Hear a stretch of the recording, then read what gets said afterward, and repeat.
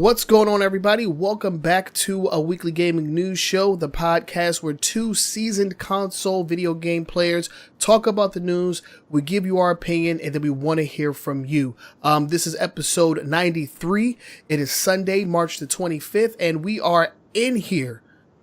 Shout out to everybody that is watching us live. We are recording, or streaming, I should say, live on Facebook, Mixer, Twitch, and on YouTube. So shout out to our live audience. We do appreciate you guys. And just so you know, if you would like to ask us any gaming related or pop culture related questions for our live Q&A section later on in the podcast, feel free to do so using the hashtag AskAWGNS. And if you're watching this after the fact, you can hit us up with that same hashtag on Twitter, and then we'll get to your questions in the next episode. But yeah, my name is Trenell. I feel like I haven't introduced myself yet. I'm Trenell. You can call me True Sonic, and I'm here as always with the homeboy Todd, aka Up Jump the Boogie. How are you doing, my good sir? I am doing good, man. I'm up. I'm awake. Considering what I had to do this weekend, I took a nice 2.5 hour nap today, so that helped a bit. Oh but man, midday naps. Yeah, midday. Man, listen, naps are underrated. Yo, I'll get down on a nap any day, anytime, dude. I'm always down for a good nap. But yeah, let's go ahead and get into the show. I mean, we have our patented, not really, but I wish it was, our patented weekly icebreaker, which is a question that we just ask between the two of us to get a sense of where we are on certain gaming related topics. Sometimes we like to go off the cuff, but this week we're going to keep it gaming related. And this week's question is a local favorite around here, and it is, what you playing? And I'm going to call this one Volume 8. I have absolutely no idea how many times we've done this, but we're going to call this Volume 8. So yeah, Todd, what you playing? Right now I'm playing nothing really. I haven't had time to really play like I wanted to play. I've played a little Destiny. Okay. I've played I was playing the Sea of Thieves in the beta. Okay. I planned on playing Overwatch. I haven't gotten a chance to that, but what I've probably played the most is basketball, NBA Live 18. I've been crushing on that game. I like it. It's fun. Okay. It's fast. It's accessible. I mean, it's missing a lot of features that you would expect from, especially in the franchise mode. But at the end of the day, I enjoy playing the game. It's pretty solid entry. Oh wow. That is a varied list of games coming from you. It's usually Destiny and Overwatch.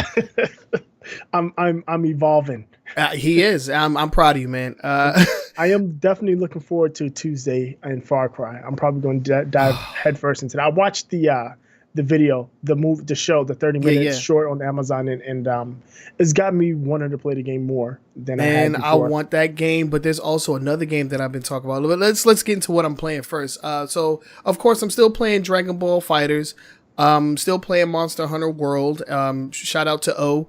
With the last hunt. Those things have been so much fun. We've been like co-creating videos. So like I'll create one and then he'll create one. So it's like two different editing styles. So those are going up on the YouTube channel.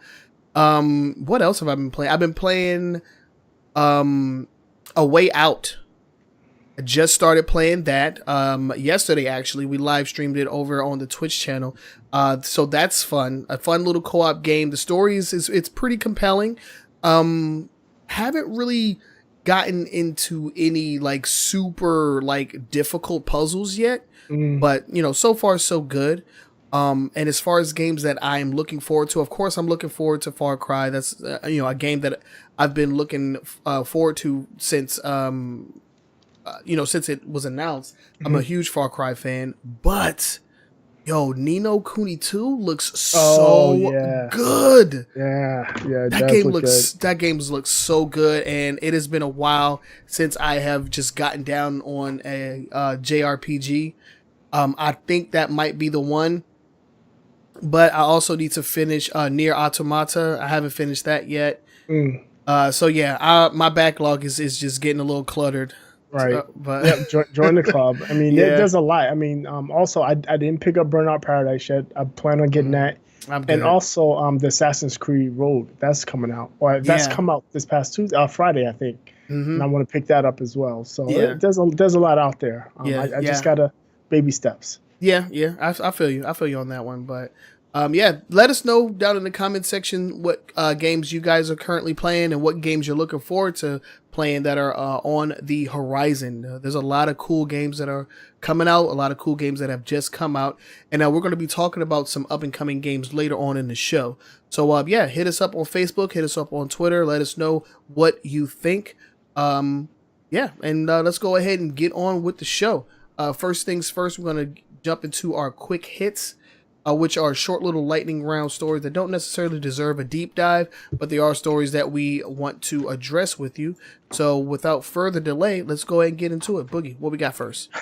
This is a funny one to me. Yeah, it is. So in Washington State, a Pokemon Go player got upset that somebody took his gem from him. Apparently, he just captured the gem. He got upset at somebody else capturing the gem from him. So he accosted these three guys that were sitting on a park bench with a tire iron. Apparently he started rapping on the bench, and then he punched one of them a couple of times, and subsequently he was choked out. So yeah, Pokemon Go can be dangerous. Just watch yourselves out there. Yeah, I mean, this has been like a reoccurring story since the game came out. It was just like, be safe while you're outside playing video games. You know, we had the story where in Central Park, the guy got, beat up and robbed while he was streaming the game live. You got people trying to catch Pokemon while they're driving and getting in car accidents. Yeah, the guy in Baltimore that hit the cop car. Remember that one? Good Lord. So, if we haven't said it enough, be safe while you're catching Pokemon. I mean, I understand, there's a lot of people that are still playing the game. Oh, yeah.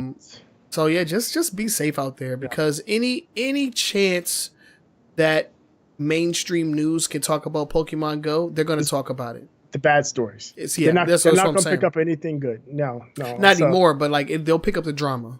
Right. So yeah, just be careful out there. The perpetrator's name was Stephen Jolly, and on top of getting choked out, he's been hit with charges of assault and malicious mischief. Crazy. All over a gym. Yeah, whatever. Let's go ahead and move on to the next quick hit. I'm glad this is a quick hit story, so we don't have to jump in too much. But I actually do want to jump into this next story quite a bit, because this one I feel is really important.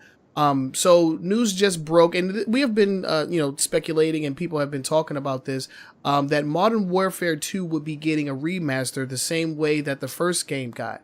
Right. Well, news broke very recently that said that this reimagining or remaster of Modern Warfare 2 would not have a PvP mode. It would just be the single player campaign, and that's it.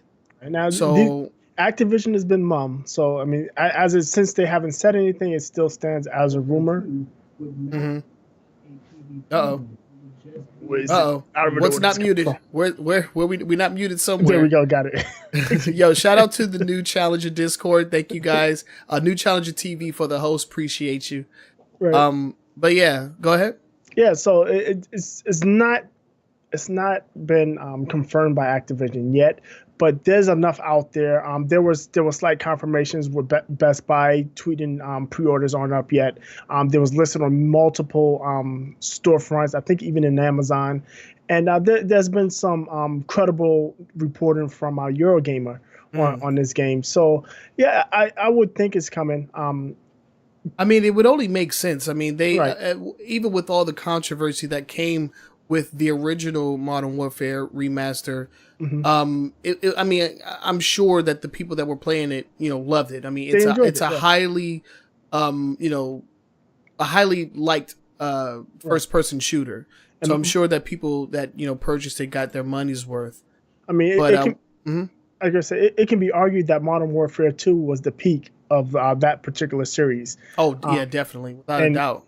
I mean, that's what they introduced the 25 kill streak, the nuke, and the story was probably one of the better stories. And when I say, I mean, not necessarily as far as death, but if you like your impact, if you like your summer blockbuster, say something like from Michael Bay, that's just loud and full of action, this is definitely the story for you. But yeah, the interesting thing was that apparently they're not going to bring the PvP. It's just going to be the single player mode. And I don't know how the community is going to take that. I have no idea how they're going to take that. I mean, you have Call of Duty players that do not touch the single player campaign whatsoever. And I'm sure that there's people, with how impactful the Modern Warfare 2 story was, I'm sure that there's people that have, to this day have not played it. Right. And I don't think that a remaster is, necessarily that opportunity for those that, haven't played it to get into it. I mean, I don't know what a Call of Duty release is without PvP. It's exactly. Essentially, I mean, I'm just using for lack of a better word, it's nothing. It's nothing. Right. And on top of that, this game has one of the most controversial levels in gaming history. In gaming history, yeah. The no Russian level. It was so controversial that my Activision and Infinity Ward, back when it was first being released, they went and released a patch that allowed people to skip that particular level because it was that controversial. Oh yeah, yeah. And I remember when the game started. This may have been after a patch or whatnot, but once the game started, you start the story. You got prompts that there was intense violence and for that section of the game, and they did allow you to skip it. So I don't know, to release a re-release a game that is only the single player campaign, and to have that moment in there, I don't know. I think they're looking. I mean, they're looking for bad press. Right. A Call of Duty with no PvP. Right, and the problem with that is that particular level and that part of the story is integral to the actual full story itself. Yeah, it makes it. It's a big part of the story and where it goes. So it'd be interesting to see if this comes out, and if it does come out, if that no Russian level is in there the way it was before. I don't know. Maybe Activision could be pulling another one of his tricks and trying to sell off the PvP separately. Maybe as like a standalone, a separate purchase or something like that. I don't know. It's possible. I wouldn't put it past them. Me neither. But I don't know. I would think that Activision would not release any Call of Duty, remaster or not, without a PvP mode. That just doesn't make sense. No, but I don't know. We'll see. To be quite honest, Modern Warfare 2 is probably it's definitely my peak Call of Duty. After that, it was all downhill. It was downhill from there for me. Black Ops was okay. Modern Warfare 3 I was done. I was done after that. That was my last Call of Duty game. Except for I bought Infinity. What's the Advanced Warfare? Infinite Warfare. Yeah, I brought that one mainly because I wanted the Call of Duty Modern Warfare 1 remaster, which it didn't stand the test of time to me. It didn't resonate. So that was a waste. But other than that, Modern Warfare 3 was the last Call of Duty game I actually really played. And Black Ops in succession, Right. Yeah, Black Ops was the last one I actually played and enjoyed. Mm-hmm. Yeah, I don't know. Activision is gonna definitely stir some pots with this going on right now, both with their community and with the outside community, right, as far as the controversy that is that scene in the single player mode. So it'll be interesting to see what comes of it. Yeah, and if you're unfamiliar, what No Russian is, that it's a level where you go in and you're basically you go in with a group of terrorists, and you basically massacre people in an airport. You walk through the airport just massacring civilians. It's brutal. I mean, it's brutal. And it was brutal back then. Just think with everything that's going on these days, and in the news, how impactful that could be. Right. Yeah, but I don't know. So let's move on. Yeah, let's go and just move on. This is a story that we're definitely going to have to revisit, especially once we get some confirmation from Activision. But so far, it just looks like they're just trying to stir. They're trying to stir the pot. But let's go ahead and move on. We have some news coming out of PUBG, and because they showed off some stuff at GDC. So what was it that they showed off? So they showed off a new map. They showed off a new map for map number 3. Yep, for PUBG, and Game of the year. Only 2 maps. Third one just announced. Right. It wasn't even a real game until December, right? It was Right. still it was just came out of beta in December or Crazy. early access. Yeah. So what they have on display? What's interesting about this new map, it is about 1/4 the size of a standard map. The standard maps were 64 by 64 kilometers. This one is 16 by 16. Okay. I think they're calling it a 4x4. The normal maps are 8x8. Okay. So that's interesting because it's going to make the fighting much closer and much more intense because you're going to start with 100 people in that 4x4 map or the 16 by that 4x4 map, 16 kilometer map. So it's gonna that's interesting. I'm interested to see how this plays out. I know the last map people hated it to the point where they deleted it out of the client, so they wouldn't be loaded in. So we'll see how this goes. I think this will be a little more interesting. I think it'll be received much more because of the action. People like action. Yeah, I mean it's a lot close quarters. It forces you to engage with people a lot quicker than you would with a much larger map. I can see this going over pretty well. I mean it seems like the exact opposite of what they did with map 2. Right. So I mean if this doesn't please the audience, I don't know what the hell these guys want.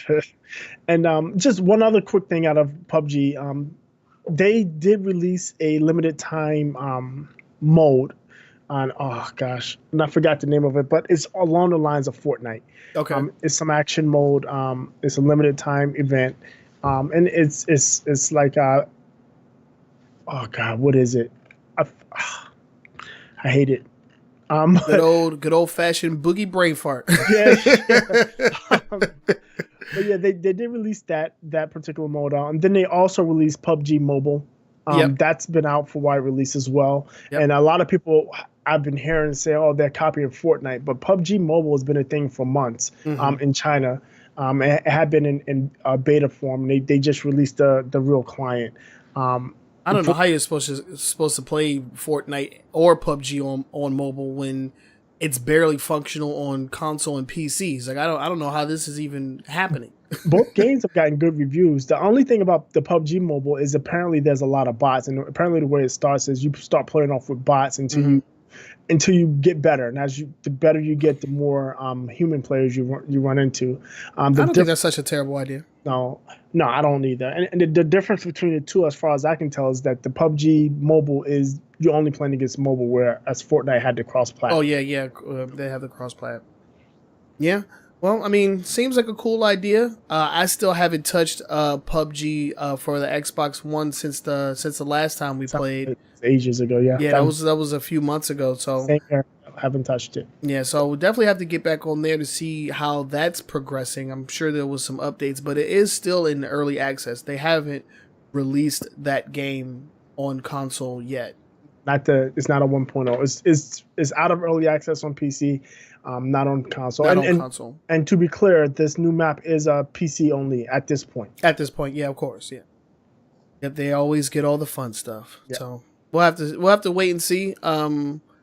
Haven't heard too much about it outside of this, initial showing. So once the community gets their hands on it, especially some of the big name streamers, once they get their hands on it and they give their opinions, I think that's going to shape the overall consensus, because that's pretty much what happened. When the map 2 came out, the two people that I watch, they're pretty, like Dr. Disrespect and a couple other people, they were pretty adamant about how bad it was. Yeah, I think the problem was there was a lot more open spaces and less places to scavenge or forage. Yeah. So we'll have to wait and see. And before we move on, it's event mode. Is what it's called in PUBG, and the first event mode doubles squads from 4 players to 8. So instead of being locked to a 4-player squad, now you can play with 8. Okay, so they're trying to switch it up. Yeah, it's a limited time event, and apparently they're going to have more versions and variations. That's pretty cool. Yeah, anything to mix it up, change up the monotony, because there's only so much you can do with 2 maps. So they got to switch it up somehow. Exactly. All right, let's go ahead and move on. We have one more quick hit for you guys, and this one is super interesting because Atari is back in the news. Yeah. Now, the last time we heard about these guys, they were pushing the Atari box. Well, it has a name, and a prototype was shown off. A non-working prototype. A non-working prototype, yes, was displayed, I should say, at GDC. It's going to be called the VCS. Yeah, Atari VCS. The Atari VCS. I was like, man, is this thing going to play like 8 tracks and CD play? Like what VCS? That just sounds like primitive technology. Well, yeah, that was the original name of the Atari 2600. Really? Yeah, oh, wow. The video computing system, I think, is what it stands for. Video yeah, you know what? Like yeah, I'm looking at it right now. Wow. Yeah, I had one of those. I had one with toggle switches, Atari 2600. So, that's crazy. Played that's a lot crazy. of Pac-Man and Combat. Well, so what they showed off was essentially the box itself, along with a Pro controller and a classic style controller, similar to the joystick that they used back in the day for the 2600. Impressions? What do you think? I don't know. I'm not too. I still am in the belief that this thing is vaporware. I'm sorry. I don't have any confidence that we're going to see something that's worth $300. My bad. I have a slideshow here. It does not want to play all of the pictures though, so that's interesting. But yeah, go ahead. Yeah, but the controllers at least do look slick. I mean, the standard or the modern controller is a straight callback to the Xbox One controller. Offset thumbstick. I mean, offset analog sticks. It has a D-pad that's slightly different. It has looks like the bold type D-pad that rocks. A, B, X, Y face buttons. Right. No difference there. Shoulder buttons. But what's really interesting is the controller, the joystick, the OG Atari joystick. And I would think you would think, oh, why would they need that? But it's going to play original Atari games. So they would definitely need that. It'd be nice to use for the original Atari games. Yeah. That's exactly what I was thinking. I was like, what game is only going to have like one button input, you know? Right. And it's the original Atari games, which is cool. I mean, it looks slick. If nothing else, it does look slick. It does. But I just don't have any confidence that it's going to be anything anybody wants to buy. My belief is on a Linux-based system. My belief is just going to be a cheap Steam box. Yeah, it's going to play some PC games and then have the Atari classics built into it. Yeah. I mean, that's all that you could hope for. I mean, that's the smart idea. It would be super interesting and most likely a failure if they were to try and do anything else with it. Like it doesn't look like they're going to be making any first party software for it or anything like that. I don't think Atari has been in the developing of games for quite some time. Actually, they've been publishing a lot. They published some games, but they've not developed. That's right. Yeah, they haven't been developing, but they have been publishing. Mostly overseas games. When they come over here, they'll publish the North American version. So we'll have to. Yeah, you know what? I'm actually interested to see how far this thing is going to go. It just looks like a glorified nostalgia box, in my opinion. But it does look slick. It's a slick looking device, I can't hate on the actual visual aesthetic. It still has the wood frame and everything. They showed off the pictures though. It looks like it's going to be able to support a few USB port inputs as well as an Ethernet input. Right, gigabit Ethernet. Yeah. So, most likely going to be a Steam box. I probably, I'm definitely not going to get one. I'm a little on the young side when it comes to the Atari software. I never had the 2600 or anything like that. I had all. I had 26. I had 52. I had the 2600. I had the 5200. I had the 7800. All three of them. Actually, the 7800 was my brother's, but we had it. I played it a lot. Right. Yeah. So I mean, it's cool. The controllers look cool. It'll be awesome to play some classic games on it. Maybe some remasters, like some of the more current Pac-Man games. That would be cool. Yeah. I mean, this is essentially something for old heads. Yep. People like me. What I'm going to do is my belief, unless when it comes out, it's just like groundbreaking, super great. I would think about 6 months that bad boy would be on sale for half price, and I'll swoop one up at that point. Oh yeah, at that point, half price. Yeah, you can't beat that. No. Just to have it sit in my display would just be enough. Yeah, because it's pretty. Yeah, it is a nice. Yeah, it is nice. It's nice looking. Yeah, so that's all of our quick hits. Let us know what you guys think about these stories, whether it's the Atari story or the first one we talked about with Pokemon Go. Any of the quick hits that you guys heard today, let us know what you guys think about it. And also, you can submit stories to us as well, stories that you would like to hear our opinion on via our social media. So hit us up on that as well. And let's get this freaking discussion started. I love talking about video games, especially with people that I don't know. So with that said, we'll go ahead and move on to the meat and potatoes of this podcast, and that's going to be the top 5 news stories for this week. But before we get into that, I do want to give a shout out to our sponsor, the New Challenger Discord, and the lovely folks over at New Challenger TV.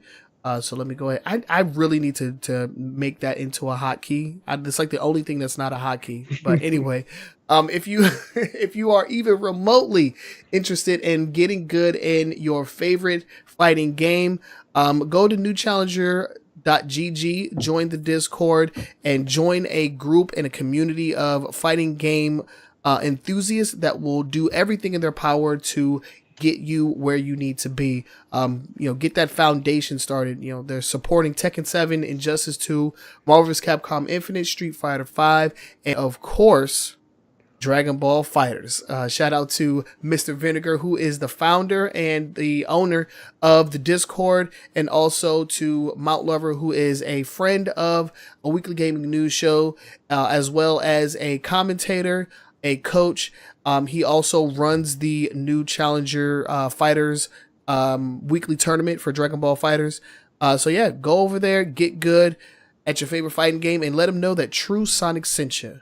I actually participated in last week's tournament, came in 4th place. I was really proud about that. But I didn't have time to participate this week, so I felt pretty bad. The competition is real over there, and so.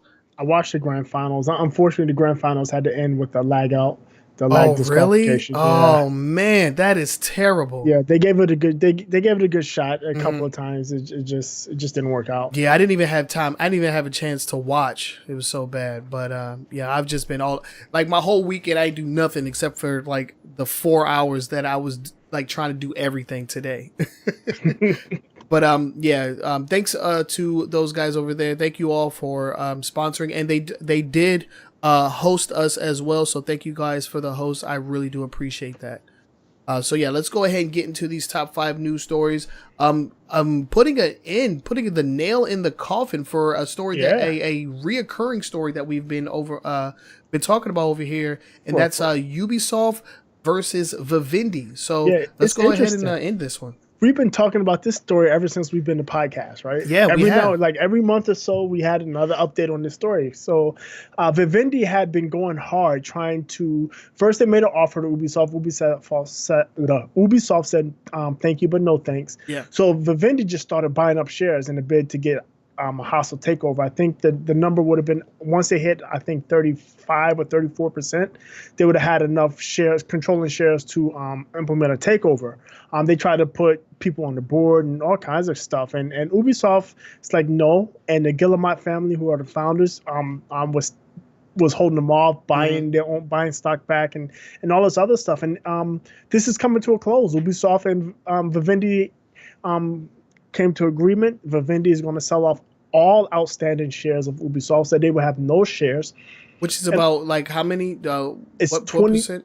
They had 20. They were holding 27.7% of Ubisoft. Okay. So they're selling all of that off.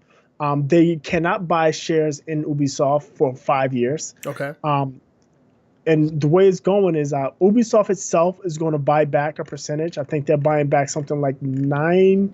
8.1%. Ubisoft is buying back. The founders, the Guillemot family, is buying up to 2.7%. And then 5% is being bought by Tencent. And if you're unfamiliar with Tencent, Tencent is the Chinese gaming giant. Okay. And what it seems like Tencent is going to be doing is bringing and publishing Ubisoft titles in China. Okay. The video game market is hard to crack in China. China's video game market is actually pretty light because it is. They had regulations for years, pretty much blocking all games from coming there.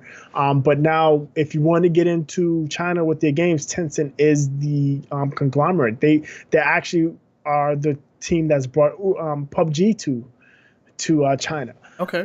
So yeah, they're getting 5%.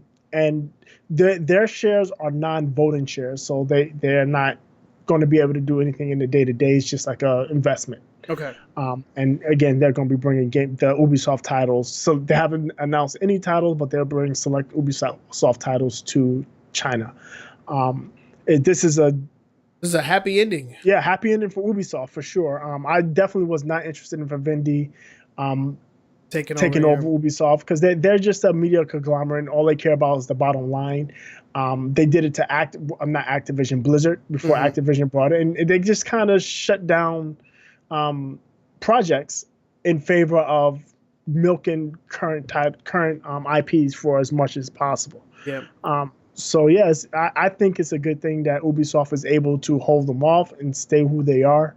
Ubisoft has had their problems, but all in all, I've enjoyed what Ubisoft has done. They've taken chances and released games. They've taken community feedback with games like For Honor, even though it's too little too late. But For Honor, the Rainbow Six Siege, the Division, and even the Assassin's Creed, where they released the horrible what was it?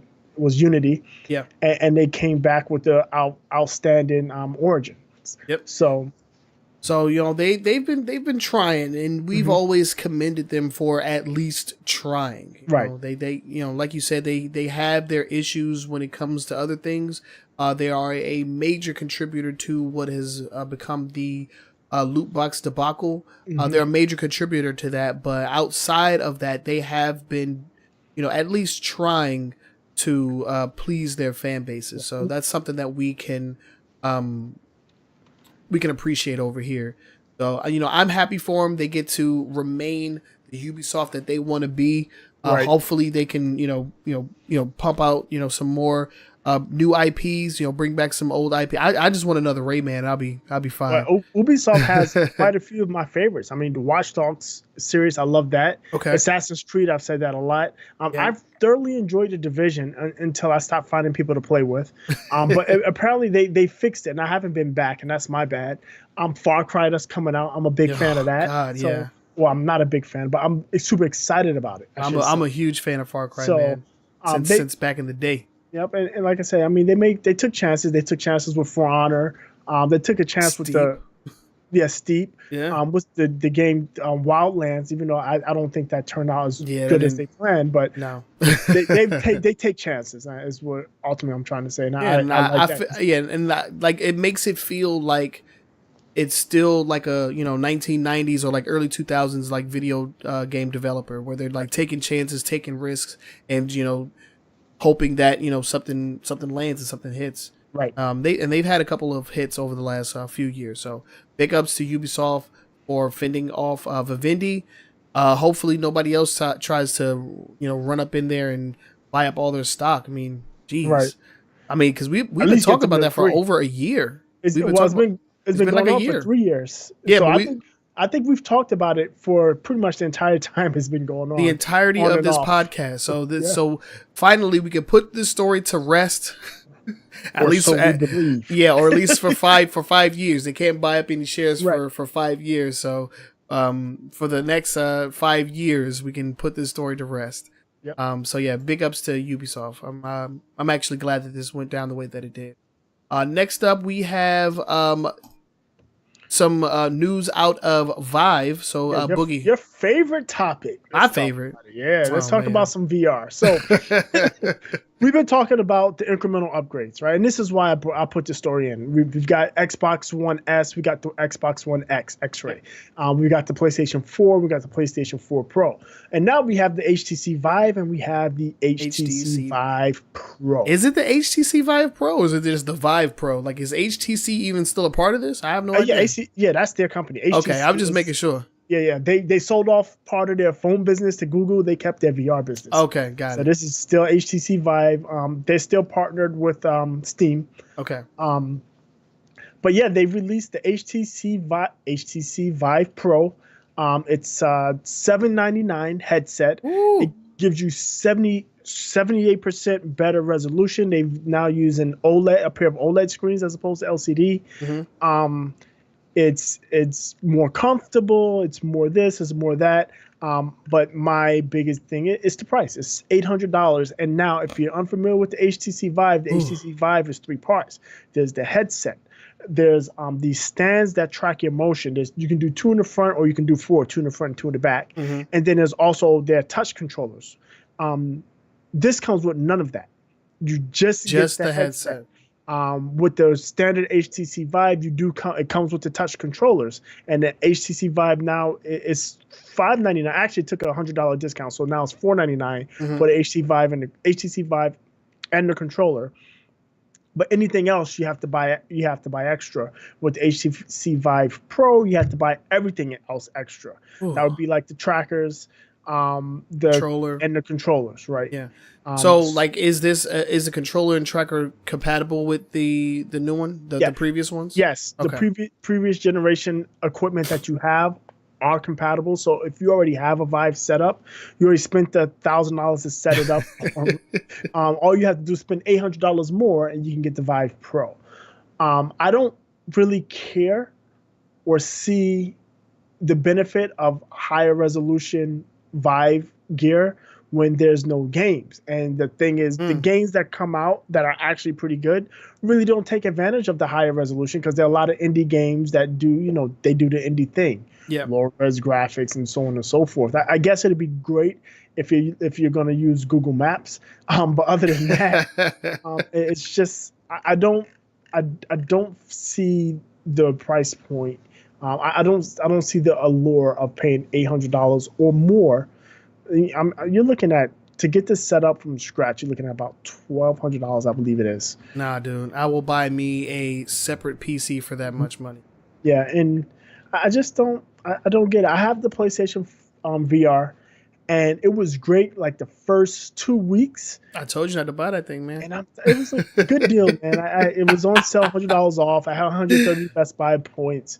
And I didn't see anything else at Best Buy. And they were going to expire soon. So I think I had 45 days before they expired. So I was like, I need to do, there was nothing. I guess I could have bought a bunch of movies or something. I was like, it's going to cost me I think it cost me $180 out of pocket for the PSVR I got the Move controllers and Skyrim, and I sold that, by the way, but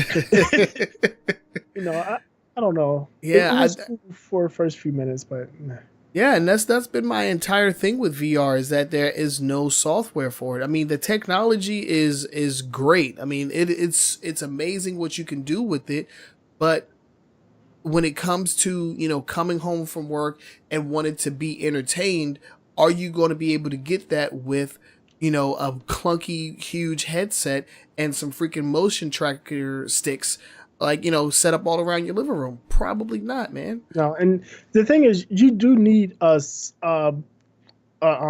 large space. Like I said, I was playing super high, and I punched the wall because you tend to, like, you're in the game. You can't see anything outside. So I cleared the space, and I just kind of drifted to the wall.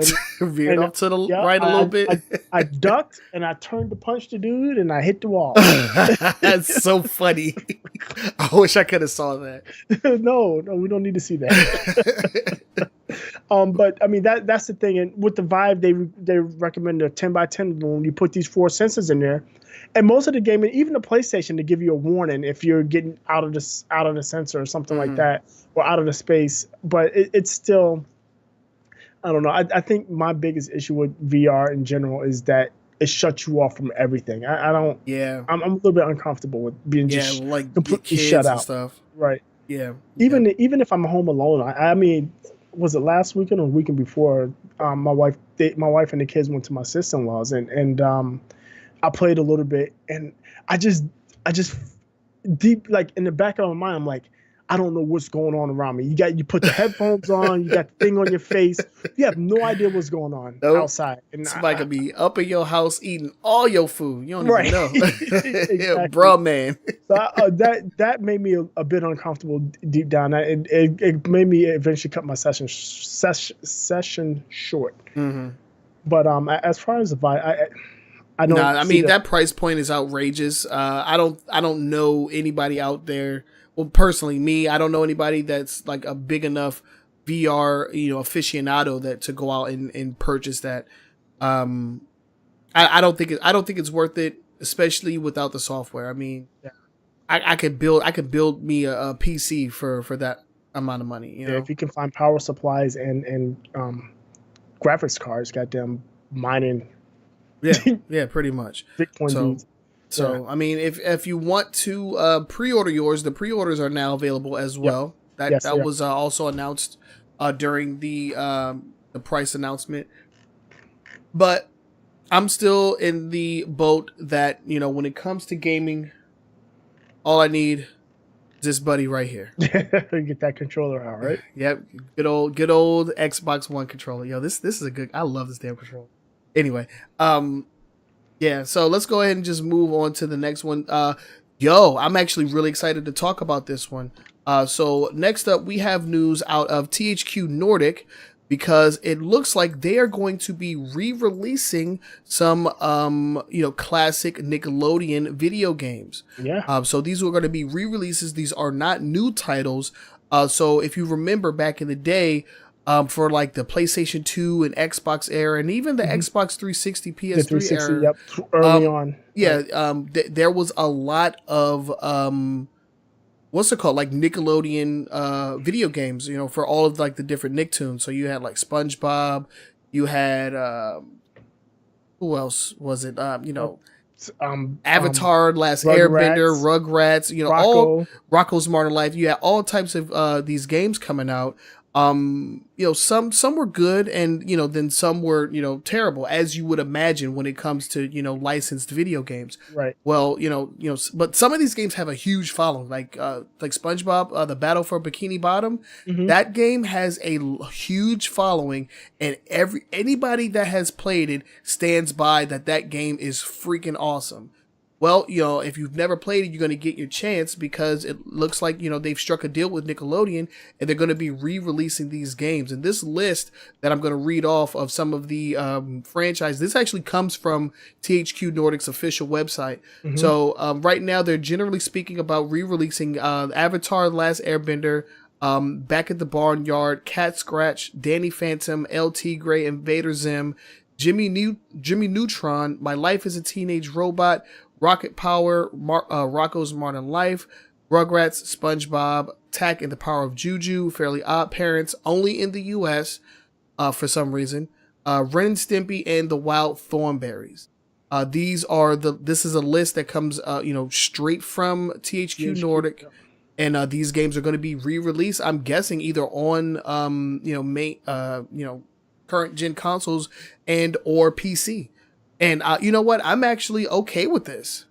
Yeah. I'm a little confused by it because I thought that it was the oversaturation of these types of games that put THQ in the position that they were in initially. Yeah, I think it was a combination of that and the fact that they didn't come up with anything unique or any new IPs outside of this. They were just basically relying on these licensed games. Yeah, the licensed games, then they had the WWE games as well. Mm-hmm.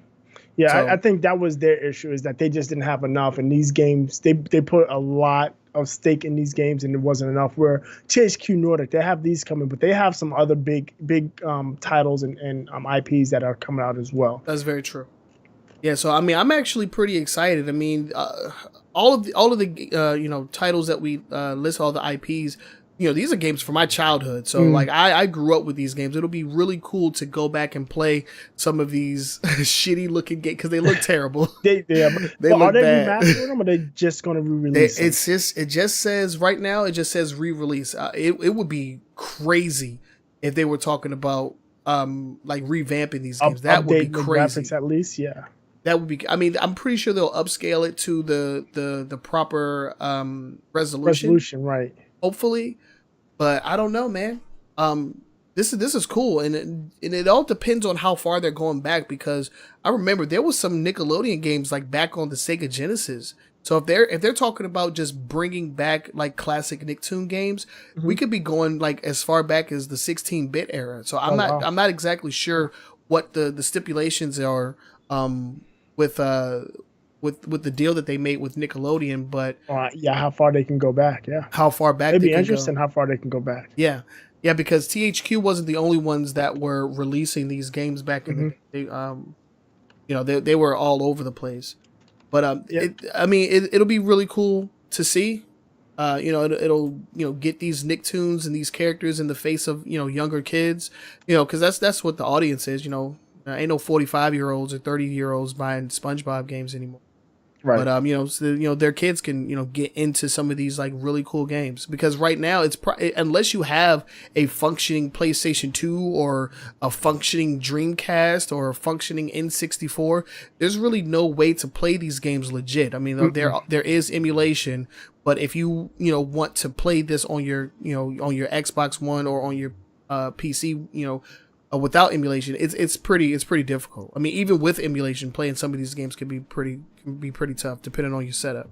Right. So this would be just something good for people that are fans of these cartoons, and I can't wait to see how far they're willing to go back, because there's some, if we can get some there was an Real Monsters game.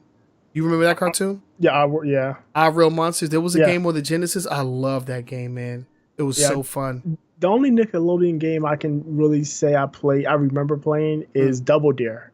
And that was on the original 8-bit Nintendo system. They had a double Dare I remember that. Yeah, I never played it, but I've seen that game on the internet and stuff. I've had a couple Nickelodeon Nicktoon games over the years. I had Real Monsters. I had Ren and Stimpy. These are on the Sega Genesis.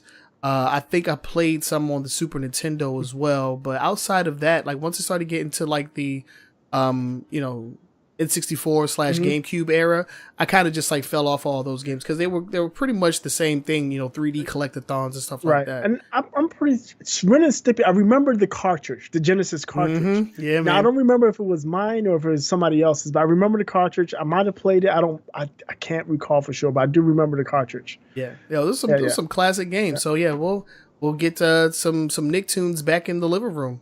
That's always pretty cool. Yeah. All right, so next we have a bit of a doozy. The next story is a doozy. We're going to be talking about... Is it a doozy? Is it really? No, not even. But yeah, we're going to be talking about the Nintendo event that just went down. The Nindies. I hate that name, dude. I really hate it. The Nindies showcase for spring 2018 just went down. They showcased a few indie titles that are going to be coming out on the Nintendo Switch, a lot less than what they showed off in their last Nindies event. But nonetheless, we have a couple of games, a handful pretty much, of games that are going to be coming out to the Nintendo Switch very soon.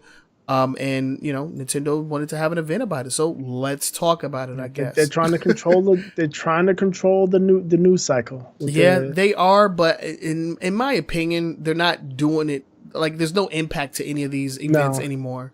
And that's just my personal opinion. Right. But let's go ahead and just jump into it. First off, like I said, there's only a handful of games that they even showed off. So Boogie, were there any that caught your attention? The only one that caught my attention was the Lumens. Okay. And I say that because Lumens is a game, when I told you I had a PSP, Lumens is one of the games I bought with my PSP, and I thoroughly enjoyed that game. It's basically a drop puzzle game in the line of Tetris.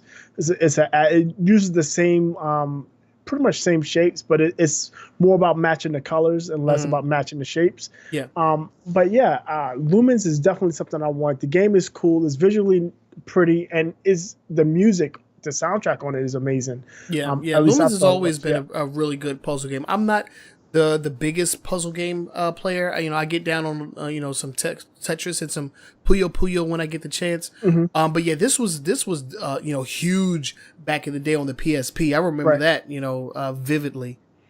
One of the games that caught my attention was The Messenger. That looks like a pretty cool game. You play as a 2D kind of like Ninja Gaiden style ninja. But then you also have the ability to change the world into a 16-bit. Yeah, and then you have all the functionality from a 16-bit game. So it looks pretty cool.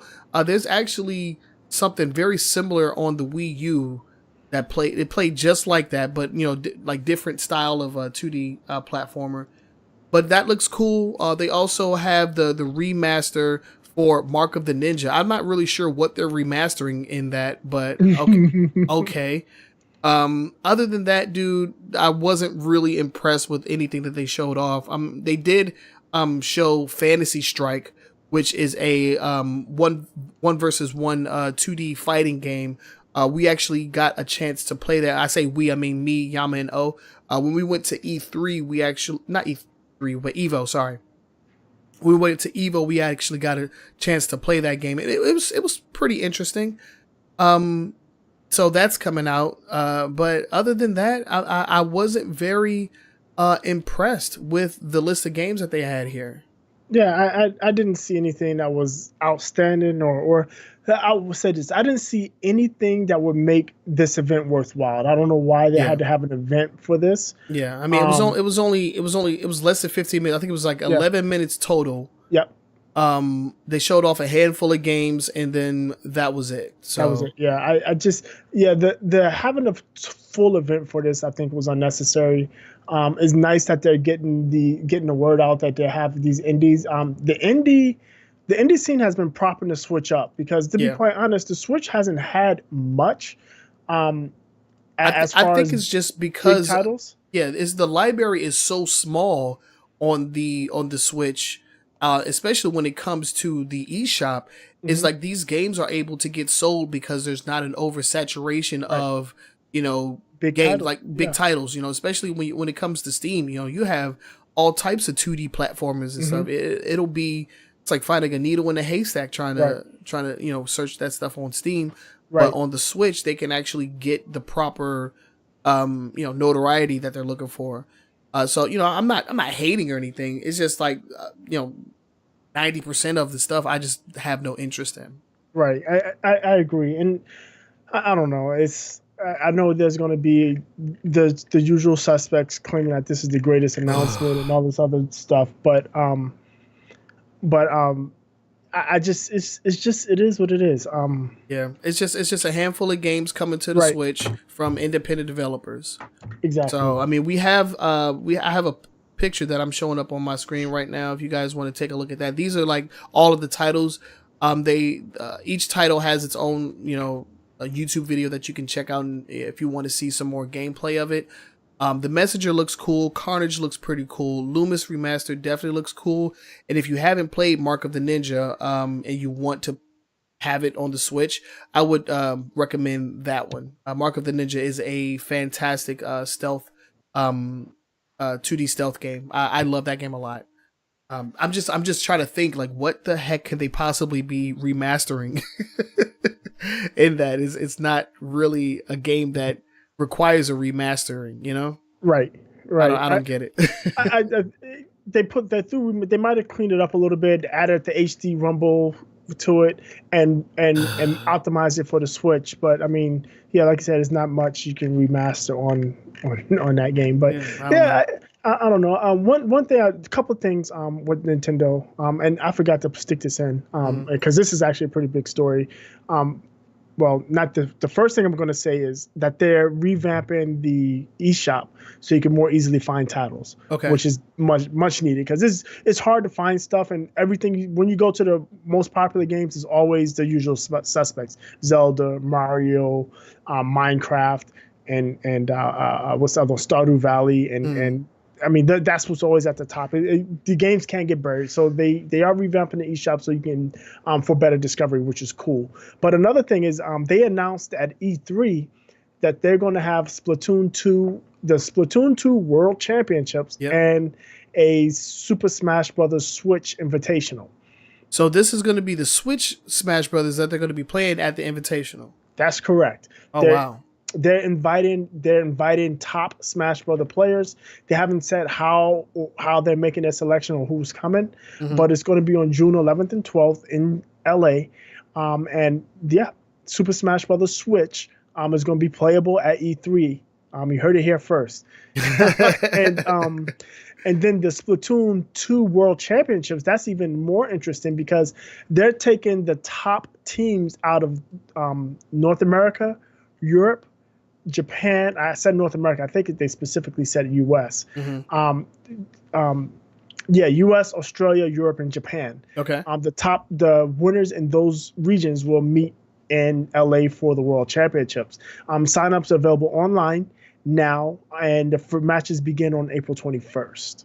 That's pretty cool. I mean, they've actually been going out of their way to promote these Nintendo World Championships. So that's all well and good. I haven't actually touched Splatoon 2 in quite some time. So I'm actually looking at my Switch right now. It fell over at some point in time. I don't even remember when.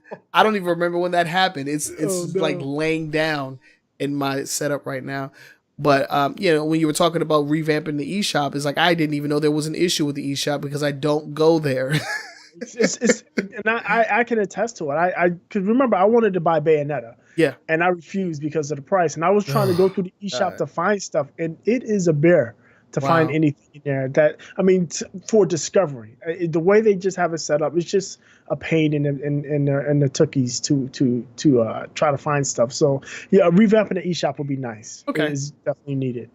Okay, well, that's all the Switch news we got today. Let's go ahead and move on. We have one more story in our top 5 for this week, and this one is super interesting. So, Boogie, why don't you go ahead and start us off? So, EA. Yes, we're talking about EA, and we're not trashing them. Yeah, a story about EA that doesn't involve them trying to steal all your money? That's right. What? So, EA has a research R&D division, right? They call it SEED, and I forget what it stands for. But here, you'll see it in the video. They'll tell you what it stands for. Yeah. But they have a division called SEED, Search for Extraordinary Experiences Division. That's what it's for. But what they did is they took Battlefield 1 and they added this AI is based off a neural network, and all the clients, all the players you see in the video are AI controlled, and they basically have been teaching the AI or letting AI learn how to play Battlefield 1 multiplayer. And what they did is they just gave the AI the general parameters.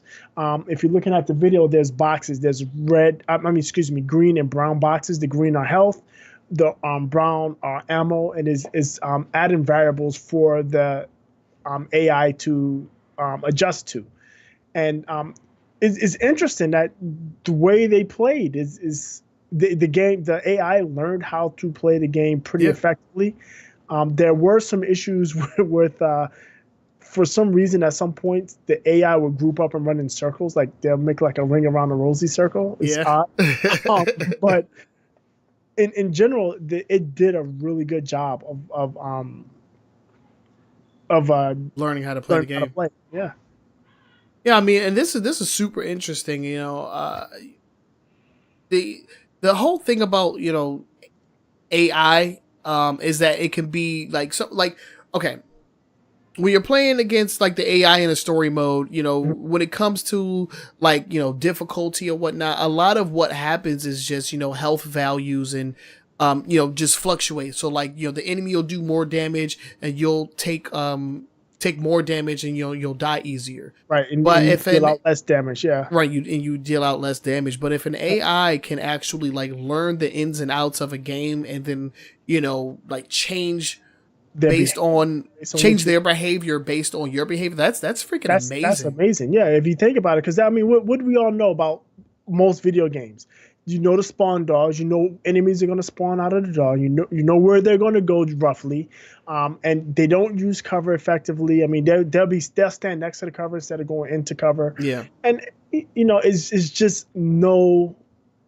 it's not a challenge. Like you said, the ramping up the difficulty means that you do less damage and the enemy does more damage. Right. The enemy shoots faster, reloads faster. Sometimes they don't even have to reload. Right. and that's the difficulty. And is less where the enemy gets smarter. They start flanking you. They start using cover better. They start using grenades or whatever else they have at their disposal. And this doesn't even just work for shooting games. I can see something in a sports game like Madden, where they start getting your tendencies. How many people play Madden and use that one play to destroy the computer every time? How many people play NBA 2K17 2K or NBA Live and use one play or just one player to just destroy the computer? Right. For them to be able to learn and adjust to what you're doing on the fly and shut you down to make you actually have to react to them I think that would be amazing. Yeah. And you know what? This actually plays into our long form discussion. Do you want to just like jump into that? Yeah. I guess, we can just transition straight over. Right, so our long form discussion for this week was, do we want AI bots in our games? And it kind of just plays, it directly plays off of this story. So let's just go ahead and jump into that. I mean, we already have, bots and AI in games right now, especially like in certain first person shooters, stuff like that. But normally, like if you're playing Gears of War, and like this is from personal experience, you're playing Gears of War and you got a bot on your team, you're having a bad time. Absolutely. Right? So what we want to know is, do we want these self-learning bots and AI in our video games, and what would that mean for the solo experience for games? Right.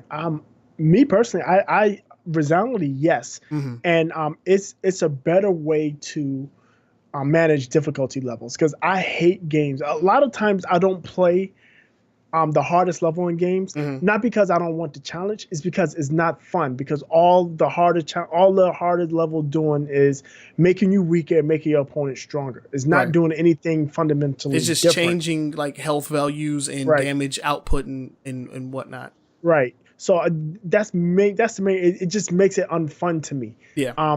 But if you're going to give me AI difficulty levels where the AI actually gets smarter as far as tactically smarter, I would like that, because that brings a whole different challenge. Yeah. And makes you want to have to think more, as opposed to just, okay, I have to sit in this spot longer to kill these same dudes. I mean, you can, most times when you change the difficulty levels, you can sit in a single spot and pick them off. It's just, it's whether you're doing it in 5 minutes or if you're doing it in 15 minutes is where it boils down to.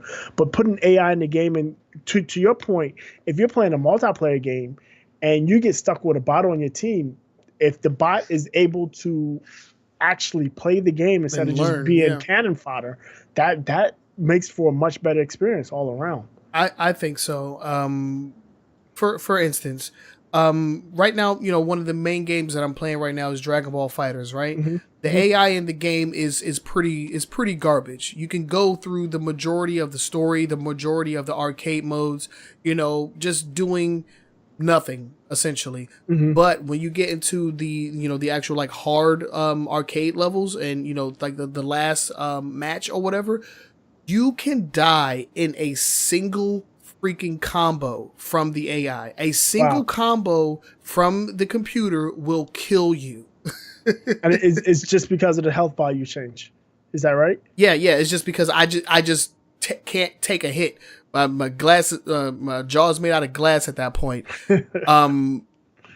So to have an AI that can actually like just learn how to play, learn how to counteract what you're doing, and teach you how to play better, I feel like that's awesome. Yeah, And I think that self-learning AI transcends all genres because absolutely.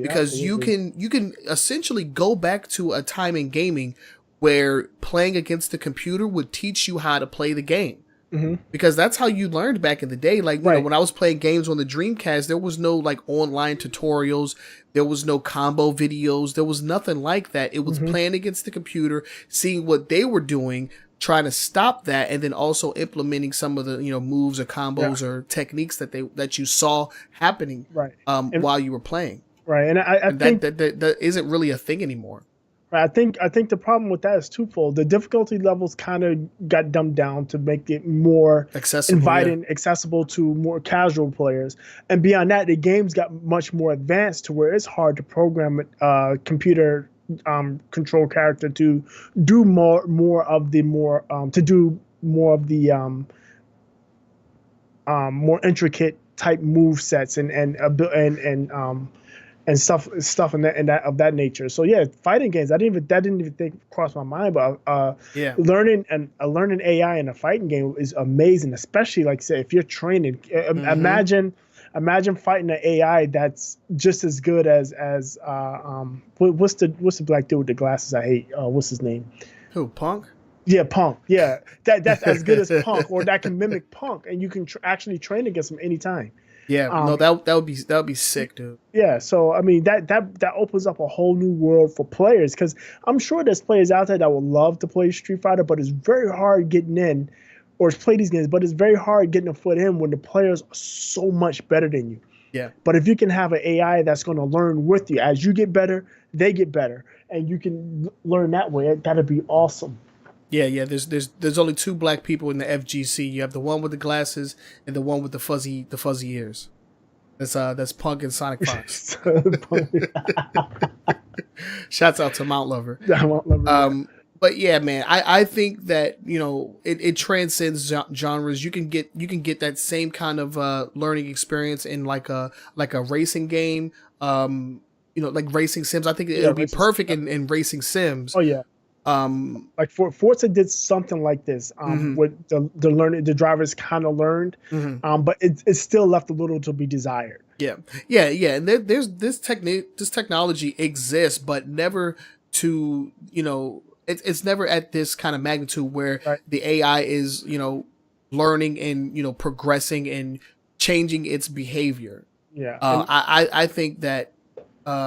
I think that this will be a game changer, because then you're essentially giving gamers the tools in order to become pros. In order to become pros. Like if the technology existed in Dragon Ball Fighters or in Street Fighter 5 for me to go in and just train and just like learn alongside a computer, you know, because, you know, some people don't have like training partners or whatever. I'm lucky enough to have, you know, somebody to you know, play with and train with at any given time, but some people don't have that luxury, and you know, so they just get online and play against randos and get wrecked all day. But if you can, you know, progress and learn alongside a computer, like that's like the holy grail. That's like priceless right there. Yeah, I mean, like you said, it transcends any and every genre, from fighting games to sports games to shooters to even platformers. You playing a platformer, a lot of times with platformers, it's replayability. You like to go through it multiple times, and if the game remembers, okay, last time he went this route, so we're gonna make it difficult for him to go this route. Oh my god! Smarter dudes, you got to find a different way. It's gonna make for a much better experience, and to be quite honest, it can add longevity to the games. Yeah. I don't know, man. We just throwing the ideas out there. You know, Ubisoft, Activision, you want to hire us? You know, we are available. Hit us up. A weekly gaming news show.com. But yeah, I think this would be perfect if they could implement some kind of self-learning AI technology in all games. Yeah. I mean, and then also give the option. You know, if people don't want that, have an option to, let them opt out. Maybe they don't want a computer learning how they play. Yeah, make it a difficulty level. Right. Or even a game mode. Right. Oh God. That'd be awesome. Because I remember back in the day when what was it? Was it Left 4 Dead? I think when Left 4 Dead came out and the AI like changed based off of what you were doing, like they would send in the hordes and the waves. Oh yeah. Yeah. Was that Left 4 Dead? I believe so. Yeah, man. Yeah, Left 4 Dead, like the. I always thought the dudes were in the same place every time. Nah, I don't believe so. I could be wrong. You might be right. I don't. My memory is really foggy as far because Left 4 Dead I didn't play a lot. Left 4 Dead 2 is the one I played the most of. I'm pretty sure. Yeah. I believe it. I believe it was Left 4 Dead. It could have just been 2. I'm not sure, but I do know that, especially when you're playing on like hard, like if you're just standing around, they're gonna throw stuff at you. If you're sprinting through the game, they're gonna throw something at you. They're gonna throw something different at you, depending on what you're doing. Yep. Yeah. So, dude, I'm all for this. This is probably one of the best log forms we talked about, because now I am excited for where gaming could actually go. Where it can actually go, yeah. As long as they don't charge a microtransaction. Oh God.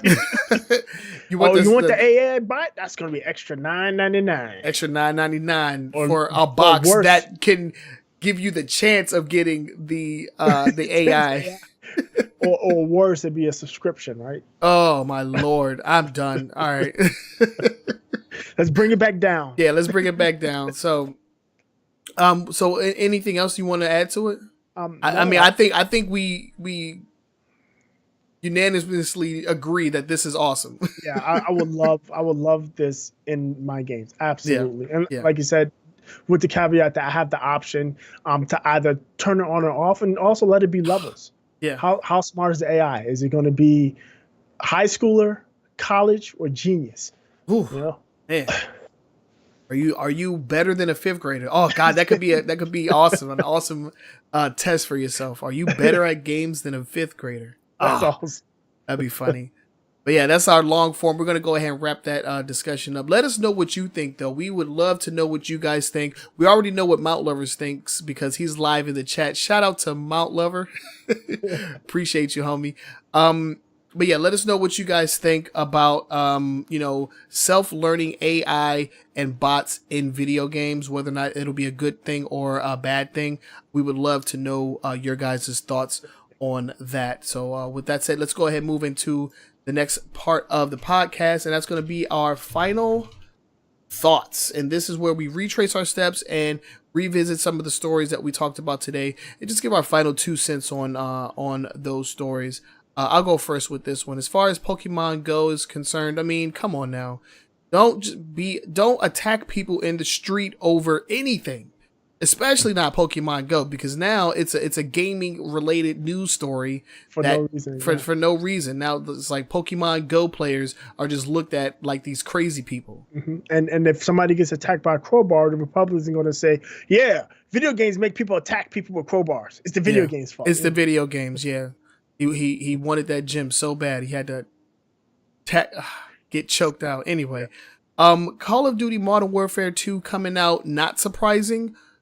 Call of Duty Modern Warfare 2 without PvP, very surprising. Yeah. So we'll have to wait and see what comes out of that. PUBG showing off the new map. Hopefully this new map pleases the fan base, the player base, because they were not satisfied with map 2, and map 3 looks to be everything, just the opposite of just the complete opposite of map 2. So hopefully the people that are currently playing that game get down with that. What else? The Atari box prototype, if it went down to like 150, I would buy it. Yeah. I'd buy it. I'd put it in my little setup and it would just look nice there forever. Look nice, Ubisoft and Vivendi, it's good to close the chapter on this story. Ubisoft is fighting that battle for over 5 years. And we've been talking about 3 years. Was it 3? 3 years. Oh, yeah, no, 3. Yeah, 5 years until they can buy stocks again. Right. But yeah, they've been fighting that fight for 3 years. We've been talking about it for over a year. So it's good to put an end to that chapter in that story. So yeah, that's That's I mean, that's a good thing. I'm very happy that that happened.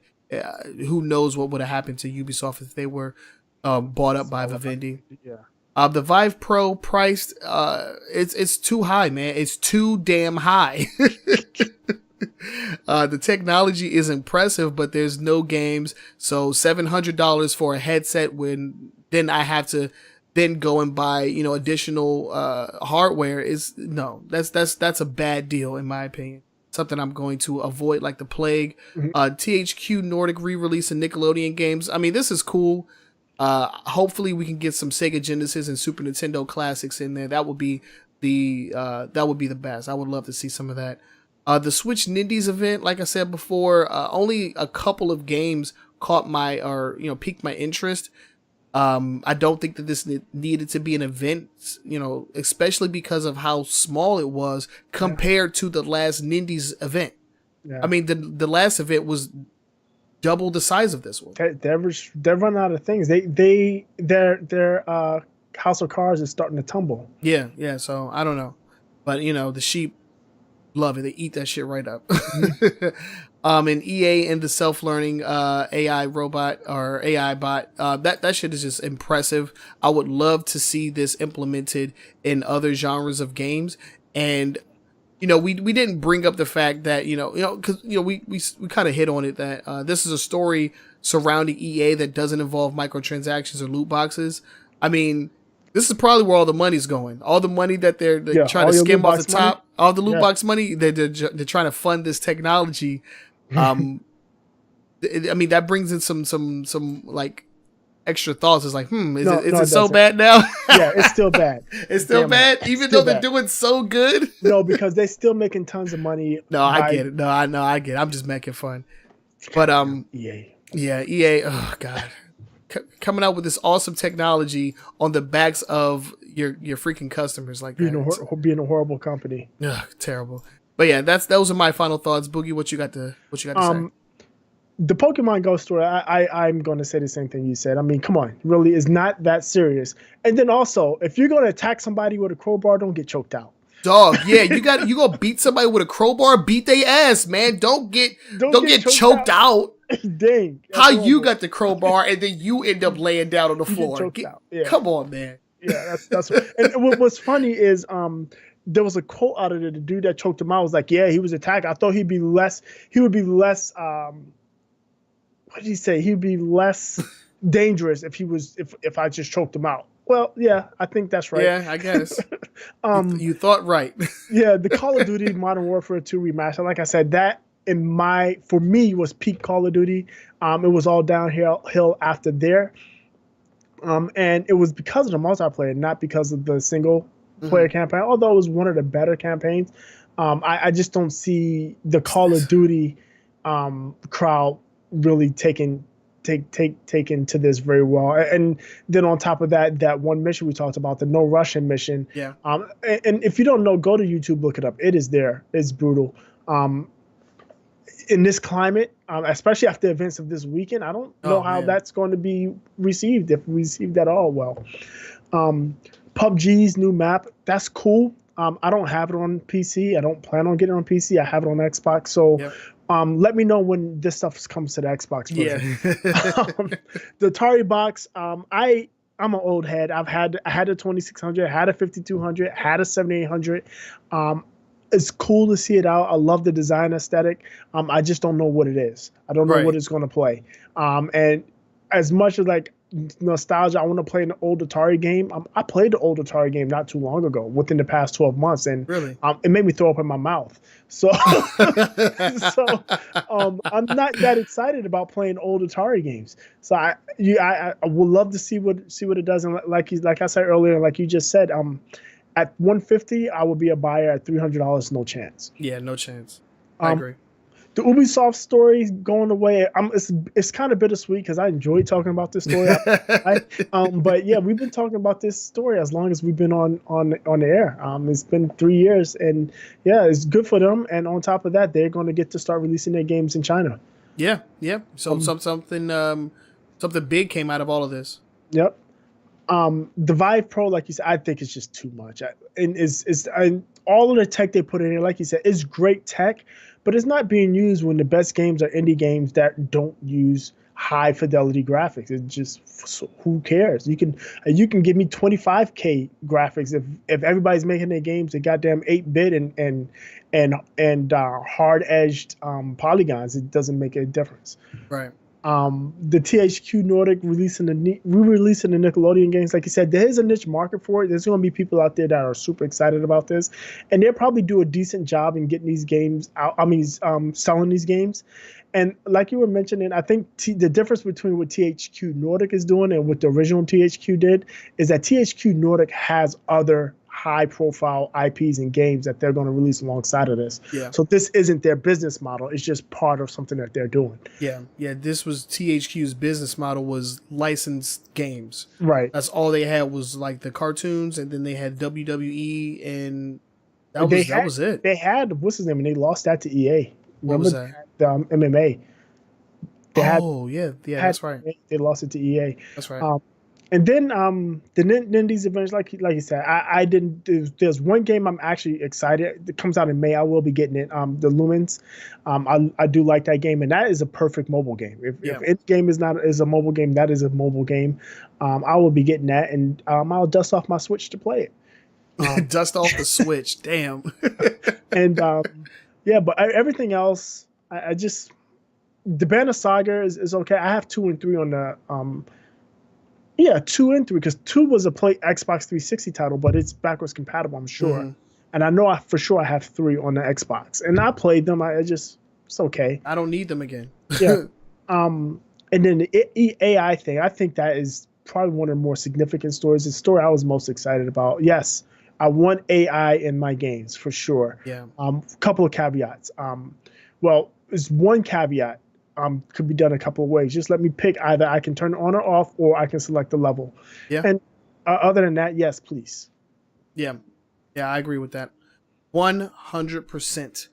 And yeah, we want to know what you guys think. So definitely hit us up on our social media. We're on Twitter at AWGamingNS. You can also reach us on Facebook. Make sure you follow us. We're a weekly gaming news show, AWGNS. Just go, Facebook search bar and search us up.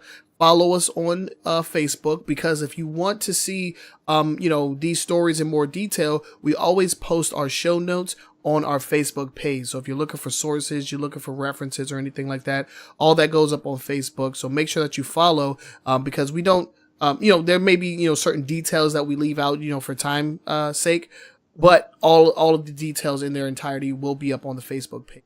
Also follow us or subscribe to us on YouTube, because Boogie does the Weekly Gaming News 10 in 10, which is a 10-minute or less video of some of the stories that we talk about on each podcast. Those go live every Saturday. Like I said earlier, the podcast goes live every Sunday at 7 Eastern time. And if you want to listen to us, you want to take us on the go on your favorite podcasting app, that goes live every Monday at 12 noon Eastern time. And in case they don't know, Boogie, why don't you let them know exactly where they can listen to us? Yes, we are in the general podcasting directory. So whatever podcatcher you're using, you can find us there. Just search us by our our call letters, AWGNS, or type out a Weekly Gaming News Show. We're there. You can subscribe to us there. We're also directly in iTunes. We're in TuneIn Radio, and we're in Google Play. Again, a Weekly Gaming News Show or our call letters. And then also, if you do have a smart speaker, if you have a Echo or Google Home or any Alexa. other, what's it called? Alexa? The HomePod. Yeah. Yeah, but I don't think the HomePod works because it's Apple. Okay. But if just use your wake up word and ask to listen to a Weekly Gaming News Show, the latest a Weekly Gaming News Show. And many times you just have to say, listen to podcast, a Weekly Gaming News Show, and it'll bring up and play the most recent episode for you, hands free. And yeah. Yeah. So, leave us suggestions, leave us feedback. Let us know what you guys think. Debate us. If you agree with us, that's cool. But if you disagree with us, we definitely want to hear from you, because I am not above arguing with strangers over the internet. So hit us up. Let us know what you guys think. And we're going to go ahead and close this out. This has been episode 93 of a weekly. Old. We getting old, man. We getting old. Episode 93 of a weekly gaming news show. We are your hosts with the most. My name is Trenell. I'm Todd. And we will catch you guys next week. Peace.